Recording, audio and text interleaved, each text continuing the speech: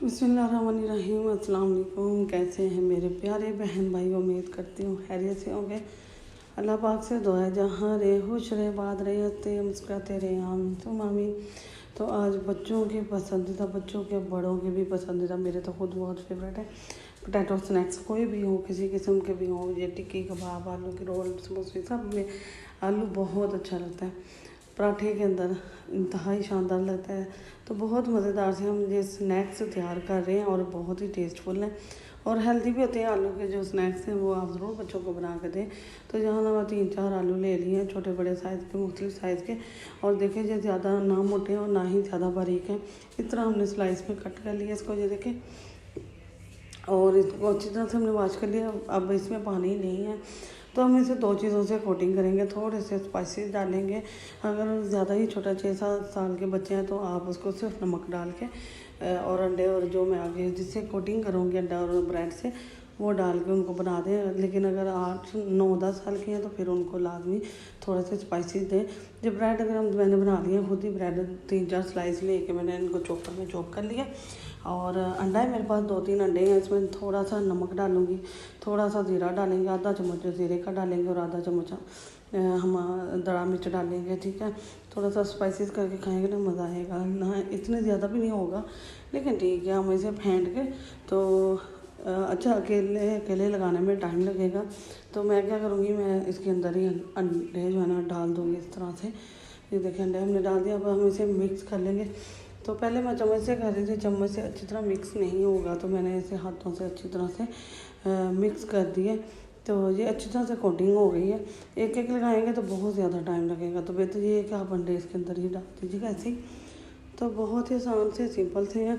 और यहाँ ब्रेड, हमने जो ब्रेड क्रम्स बनाए हुए थे वो लेंगे, उसके ऊपर कोटिंग कर लेंगे इस तरह से। बस ये देखें, 1-2 लेयर्स हाथ से अच्छी तरह से दबा देंगे और बहुत अच्छी तरह से हमारी ये ब्रेड इसके ऊपर ला जाएगी। इसी तरह हम सारे तैयार कर लेंगे। तो ऑयल हमारा गर्म है जी, ना ज़्यादा गर्म हो और ना ही ज़्यादा ठंडा हो। जितनी देर ये वीडियो चल रही है, बन रही है, आप वीडियो के साथ रहिएगा। और कहाँ से देख रहे हैं और वीडियो कैसी लगती है। जो नए आए तो मेरी पुरानी वीडियो को लाजमी देखें, इंशाल्लाह उनको बहुत पसंद आएगी। तो ये देखें, अच्छा बहुत जल्दी पक जाता है। स्लाइस इतना पतला है, ना ही ज़्यादा मोटा है, तो वो बहुत जल्दी पक गया। तो ये देखें माशाल्लाह कितने ज़बरदस्त सा कलर इसका आ गया। हमने 1-2 बार इसको पलट लिया। तो ये मुझे थोड़ा सा इसका कलर कम लग रहा था, तो मैंने इसको पलट के दोबारा से स्नैक को हमने साइडें पलट ली हैं। तो अब हम इसे निकाल देंगे। ये तैयार हो चुका है जी, बहुत ज़बरदस्त था और मज़ेदार से हमारे ये स्नैक्स तैयार हो चुके हैं। तो बहुत ही आसान है, 5 मिनट में भी ये बन जाते हैं। ज़्यादा टाइम भी नहीं लगता, बच्चों को लंच में भी दे सकते हैं, बहुत ही आसान सा है। तो आगे स्कूल खुलेंगे तो बच्चे हैं वो तो कहते हैं जी हर वक्त हमें नई से नई चीज़ बना के दें, पुरानी चीज़ हमने इस्तेमाल नहीं करनी।